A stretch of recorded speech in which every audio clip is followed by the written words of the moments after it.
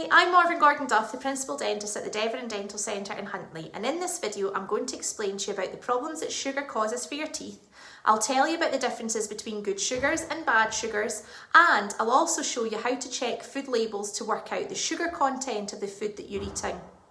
So I'm sure you already know that sugar is bad for your teeth because it causes tooth decay. Remember, tooth decay is caused by the wee germs in your mouth that use the sugar that you eat to grow and multiply, and they produce an acid that then causes holes to form in your teeth. But sugar is also bad for your general health because it has no real nutritional value, so it causes you just to get fat, and it causes type 2 diabetes and heart disease. Now, did you know that eating sugary foods also causes addiction? When you eat something sugary, it stimulates the same area of the brain that recreational drugs do. So when we eat sugar, we experience a buzz that we sometimes call a sugar rush. And this means that when we go to try and cut sugar out of our diet, it can be hard because our bodies have become so easily addicted to it. Now, you might know this already, but there's lots of different names for sugar. If you read some of the food labels, you'll often see the word sugar listed as one of the ingredients. But instead, you'll also see names like sucrose, glucose syrup, corn syrup, dextrose, fructose, maltose, and galactose listed. Did you know that in fact there are 61 different names for sugar?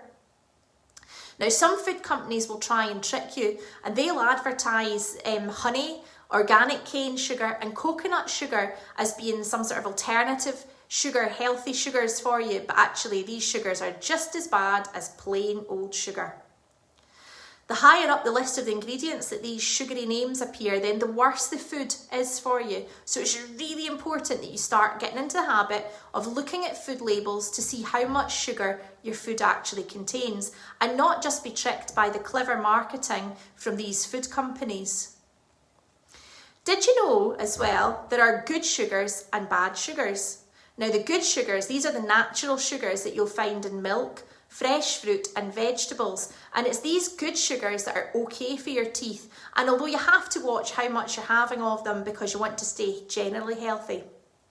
Now, the bad sugars, these are the ones that are added to food like biscuits, cereals, sweets, cakes, fizzy juice, smoothies and fruit juice, and it's these sugars that are terrible for your teeth and for your general health. Now, the government have actually set out a recommendation that adults should be trying to eat less than 25 to 30 grams of bad sugars per day, and children should be trying to eat less than 20 grams of bad sugars per day. Now, here's what 20 grams of sugar looks like. But do you have any idea how much sugar your food contains? Well, a single can of Coke contains 39 grams of bad sugar, and a Mars bar has 33 grams of bad sugar. So if you have a Mars bar and a can of Coke for your lunch, that means that you're eating 72 grams of bad sugar per day, which is about 3 times the recommended amount of sugar for an adult and almost 4 times the recommended amount for a child, which is insanely unhealthy. And it'd be so easy to eat drink a can of Coke and eat a Mars bar for your lunch. Now, it's really easy to check a food label to see how much sugar it contains. A food label will show you how much sugar, fat, saturated fat and salt that the food will contain.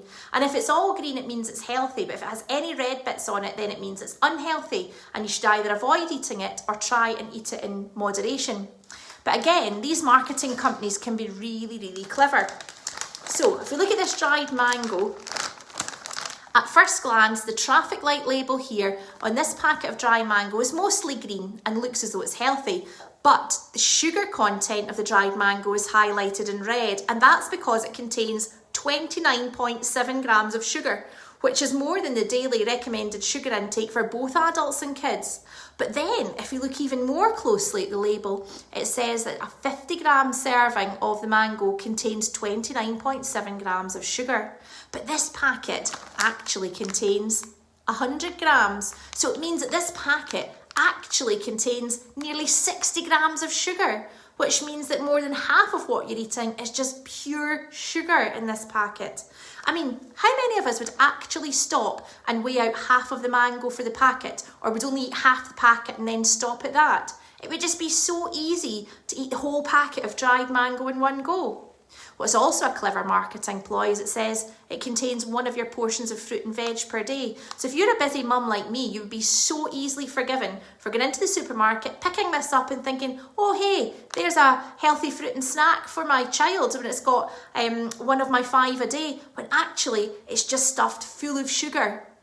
What's even more worrying is when I realised this bag of mango actually contains more sugar than this same size bag of buttons. Well, I know which bag I would rather eat. And although fresh fruit is healthy for you because it contains good sugar, dried fruit tends to stick to your teeth. So we recommend if you're trying to be healthy and eat your 5 portions of fruit and veg a day, then try and pick vegetables which tend to be lower in sugar, or go for fresh fruit rather than dried fruit. Now here's another example of not being able to trust a traffic light label. If we look at this, we think of fruit juice and we can see that it's a Mango Machine Vitamin Power, and we think of fruit juice and smoothies as being a healthy option and a good way to get one of your 5 a day, but it's not. This bottle again has been advertised as being full of fruit and having vitamin power, but again, if we look at the traffic light label, the sugar on it is coloured in amber. And it says it contains 16 grams of sugar. But again, if we look closely, that's based on a 150ml serving. And this bottle is actually more than twice as big as that at 360ml.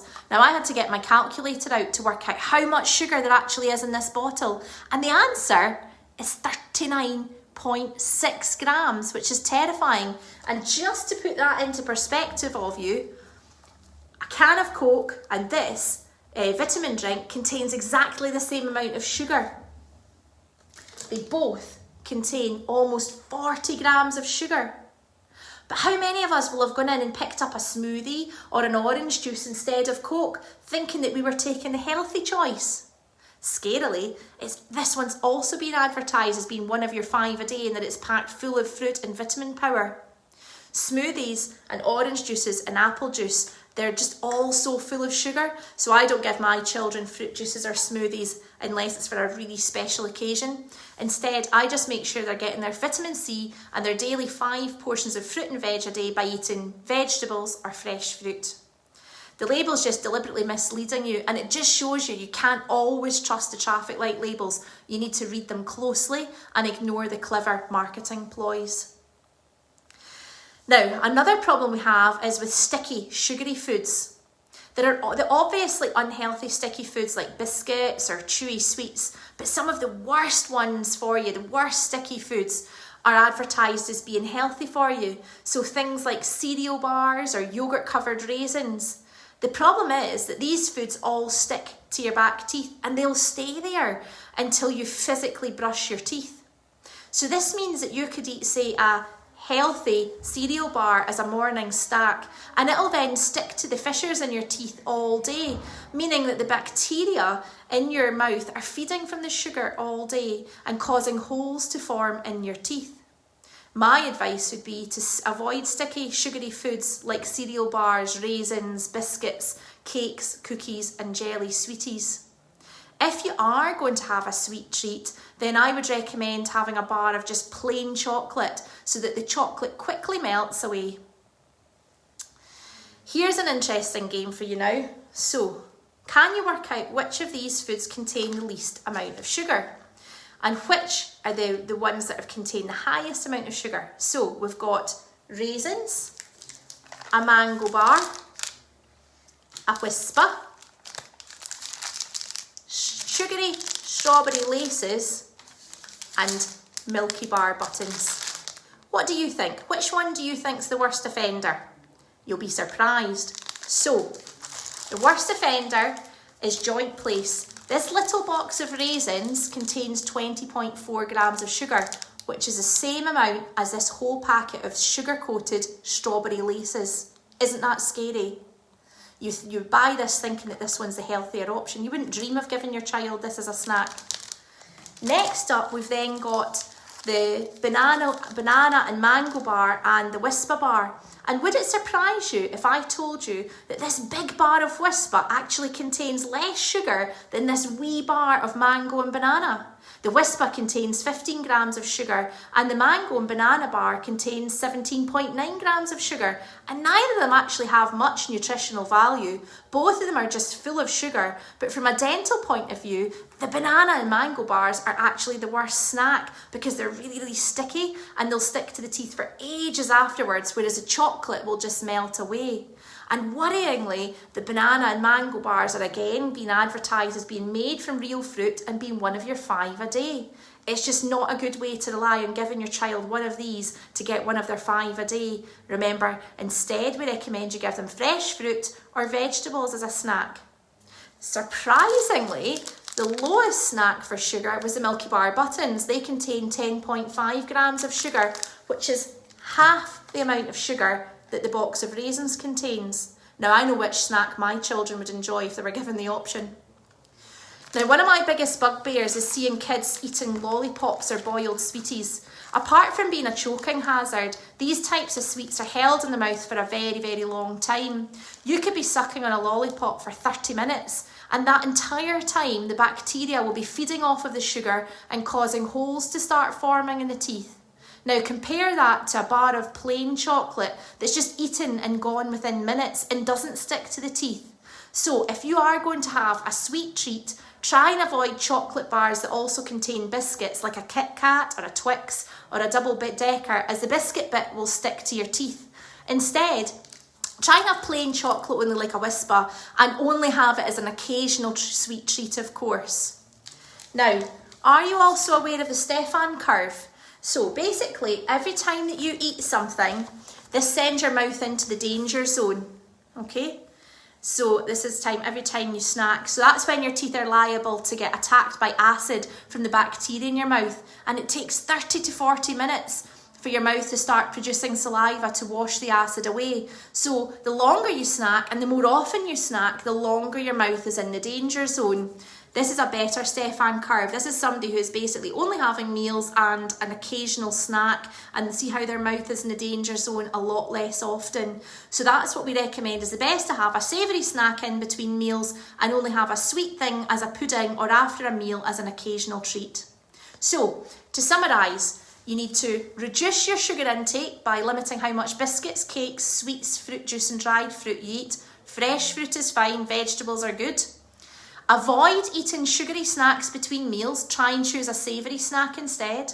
Check the traffic light nutrition labels on foods to help you choose foods that are low in sugar, and don't be caught out by any clever marketing ploys. And avoid eating sticky foods, even ones that are advertised as being healthy, fruity ones like yogurt covered raisins or cereal bars. And as always, if you've got any questions about anything I've covered in this video, please reach out to us by phoning us on 01466 794089, or you can email us on info@devondentalcentre.com, or finally you can look up our webpage www.devondentalcentre.com/healthy eating. Thank you.